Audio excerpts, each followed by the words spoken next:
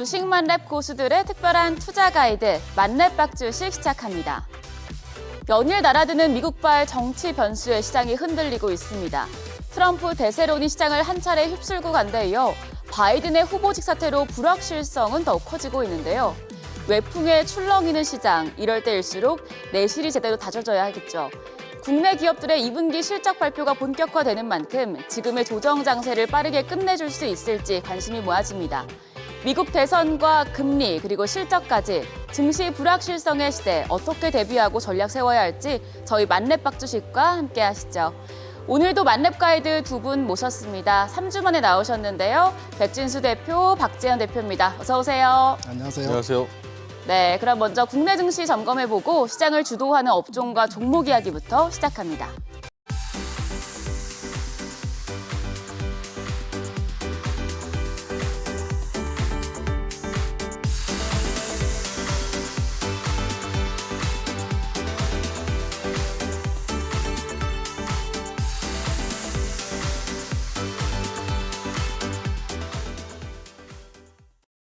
우리 시장이 미국발 정치 리스크에 또다시 흔들리고 있습니다. 투자자분들 굉장히 불안하실 텐데 마침 또 시장 잘 보시는 두 분이 나와주셨어요. 지금 시장 어떻게 봐야 될지 궁금합니다. 백진수 대표님 어떻게 보세요? 네, 일단 뭐 트럼프 대통령의 당선 가능성이 커지고 난 다음부터 시장이 이제 급락세가 좀 시작이 됐죠.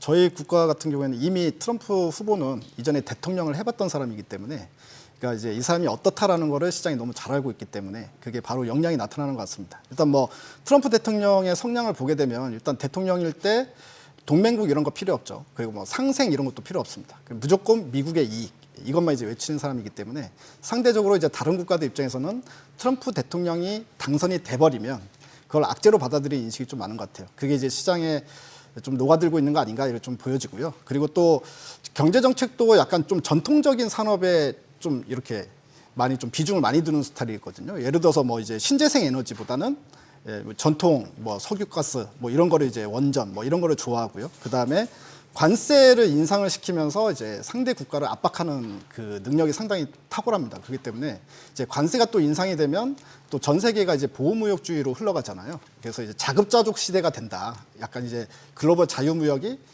침체된다 이런 느낌으로 이제 볼 수가 있기 때문에 이런 것들이 전부 다 좀 악재로 작용하는데 특히 우리 시장은 왜 미국보다 더 많이 빠집니까? 뭐 이런 부분들 네. 보면은 가장 큰 우려는 그거인 것 같아요. IRA로 인해서 바이든 대통령 때 미국에 투자를 엄청 많이 했잖아요. 근데 이제 그 이유가 결국엔 미국에 공장을 짓고 싶은 기업이 어디 있겠어요? 거기 인건비도 비싸고 모든 게 다 비싼데 차라리 이제 동남아시아 이쪽에 가면 싸게 공장을 지을 수 있는데 굳이 간 이유가 그래도 바이든 정부가 이제 유화책을 많이 썼거든요. 뭐 인센티브라던가 세금 지원이라던가 뭐 이런 것들로 인해서 그래도 이제 수조 원에서 많게는 수십조 원의 이제 그 어떤 리턴백을 받을 수 있는 부분이 있잖아요. 근데 이런 것도 어떻게 될지 모른다.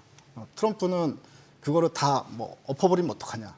이런 부분들에 대한 우려 때문에 반도체나 2차 전지가 이제 피해를 많이 받을 거다 이러면서 많이 빠졌는데요. 네. 우리 시장 같은 경우에는 반도체하고 2차 전지 비중이 크기 때문에 그들이 빠지면 지수가 밀릴 수밖에 없는 거다 이렇게 보여집니다. 근데 희망적인 말씀을 좀 드리자면 네. 일단은 트럼프 트레이드가 어느 정도 시장에 반영이 됐다고 보고 있고요. 그리고 금리나 기대감도 살아있고 그리고 이제 저가 매수가 또 유입될 수 있을 만큼 어떻게 보면 이제 상당히 이제 주가가 단기간에 너무 많이 빠졌다. 이런 부분들 봤을 때는 지금은 뭔가 이제 급하게 팔기보다는 좀 물려있더라도 올라올 때까지 기다려야 되는 시기가 아닌가 이렇게 생각됩니다.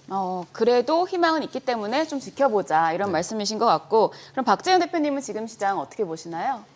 뭐 답답하게 보죠.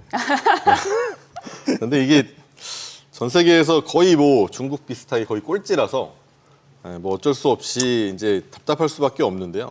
코리아 디스카운트라고 하는 게 사실은 뭐 그러니까 우리만 왜 이럴까라는 게 그러니까 언제 안 그랬나 싶어라고 생각해 보면 항상 그래 왔거든요. 그래서 그거에 대해서 스트레스를 받을 필요는 사실 없는 것 같습니다. 그거보다는 그냥 지금 이제 뭐 트럼프가 당선 확률이 워낙에 높고 하다 보니까 뭐 해리스로 바뀌었다고는 하지만 그래도 굉장히 높단 말이죠.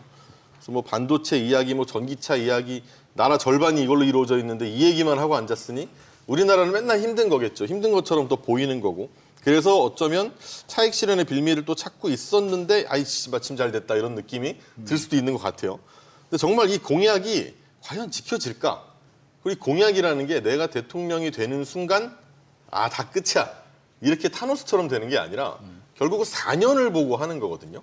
4년을 보고 될지 안 될지도 몰라요. 사실 상하원을 누가 먹을지도 모르는 거고 정말 레드웨이브가 된다 그럼 모르겠는데 그게 아닐 가능성이 어쩌면 해리스 부통령이 이번에 바뀌면서 더 실현 가능성이 좀 없어진 게 아닌가. 그래서 이게 시장을 누르는 것도 좀 제한적이라고 저는 생각을 해서 결국은 뭐 실적 보고 보시면 될 것 같고요. 지금 이제 뭐 금리를 사실 언제 내리냐의 문제가 전 더 중요하다고 일단은 생각을 합니다. 네. 이게 뭐 금리를 내리는 게 경기가 너무 침체가 돼서 이제 이게 금리 안 내려서 돈 안 풀면 지금 죽게 생겼어. 그래서 금리를 내리는 게 아니라 어쨌든 금리를 충분히 올려서 물가를 다 잡았으니 이제 너무 심했던 금리를 내려드릴게라는 거란 말이죠. 근데 만약에 이건 거의 이제 침체다. 그래서 이제 금리를 이제 내려야 된다라고 한다면 사실 주가가 더 빠져도 돼요.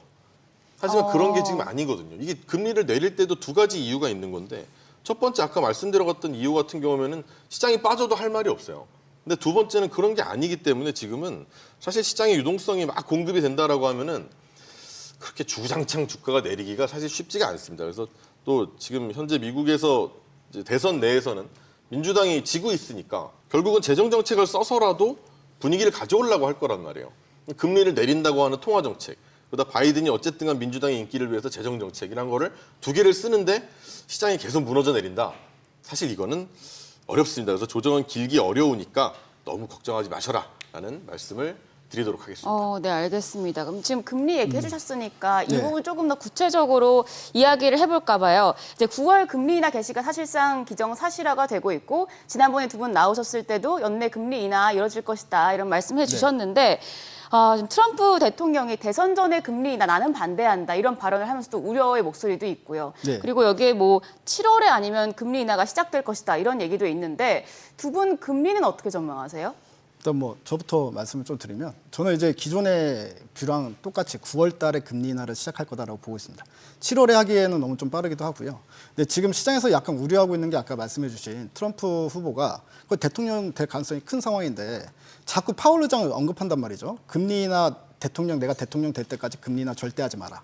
그리고 파월의 임기도 하는 거 보면서 결정하겠다. 이런 식으로 얘기하면서 이제 파월의 임기까지 거론하는 약간 좀 어떻게 보면 예의 없는 그런 발언도 하고 있는 상황이거든요. 근데 뭐 트럼프는 원래가 예의가 없었던 사람이니까 뭐 그게 이제 놀랍진 않은데 그러면 파월이 그거에 신경을 쓸 거냐 안 쓸 거냐가 이제 문제잖아요. 네.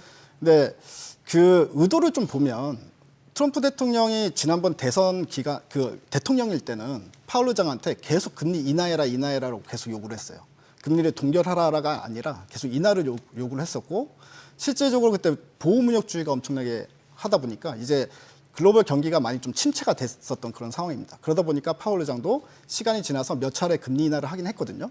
어떻게 보면 트럼프 말에 영향을 받은 거 아니야라고 생각할 수 있는데 그 당시에도 연준은 경제 상황을 보면서 금리 시기를 조율을 해서 금리 인하를 한 거였어요. 그러니까 100% 트럼프 말을 들었다라고 해석하기는 좀 어렵고 그리고 또 의도를 보게 되면 트럼프 대통령이 지금 금리를 인하하지 말라고 하는 그 내면을 좀 생각을 해보면 자기가 대통령 될 때까지 경기가 좋아지면 안 되잖아요.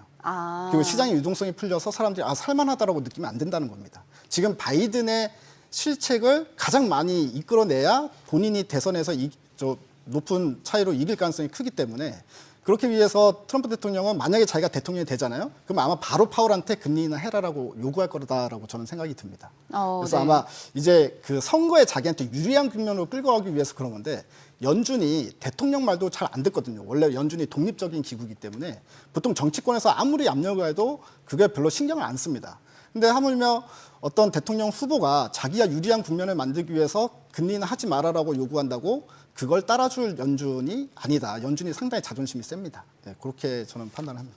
네, 알겠습니다. 그러면 일단은 7월은 아니고 9월부터 금리 인하 될 수 있다. 연내 3회 인하 가능성은 좀 낮다고 보시는 거 맞죠? 연내 2회로 보고 있습니다. 네. 그럼 박재훈 대표님은 어떻게 보세요? 연내 제가 저번에도 뭐 1회, 2회는 제가 감히 판단할 문제가 아니다라고 말씀드렸는데 일단 7월 인하는 아니라고 보고 있습니다. 왜냐하면 원래 3, 6, 9, 12 이렇게 하는 거거든요. 처음 스타트는. 왜냐하면 예전에는 연준 회의가 끝나고 뒤에 기자회견 하는 게 3월, 6월, 9월, 12월 내만 있고 나머지는 없었어요. 근데 이제 이게 새로 생긴 거란 말이죠. 파월 때부터 해가지고 그냥 이제 우리 회의할 때마다 기자회견 할게요 이렇게 바뀐 거지. 원래 제일 중요한 거 369, 10이고 그리고 미국의 대선은 맨날 11월이란 말이에요. 그러면은 그 딱 2달 전이 9월이잖아요. 근데 9월에 이제 금리를 올리든 내리든 이런 변화가 좀 많은 달이 또 9월이기 때문에 이 9월에 금리를 내려서 2달 동안 이제 주식시장이 좋아졌다고 치면 그러면 여당한테 되게 유리하단 말이죠. 뭔가 하여튼 내 살림살이가 나아졌네 이러면은 그냥 뭔가 이쁘잖아요, 그죠? 네. 왠지 그냥 그런 것 때문에 이제 싫어하는 건데 이거를 연준이 만약에 그냥 밀어붙인다고 하더라도 트럼프도 할 말이 별로 없는 것 같다라는 생각이 들고 맨날 대선 전에 9월에 뭐 이럴 때 매번 있던 얘기라서 이거에 대해서 신경 별로 안 쓰셔도 될 것 같고요. 뭐 어쨌든간 연준의 시계는 연준 중심으로 흘러갈 수밖에 없을 거다라고 말씀드리면 될 것 같습니다.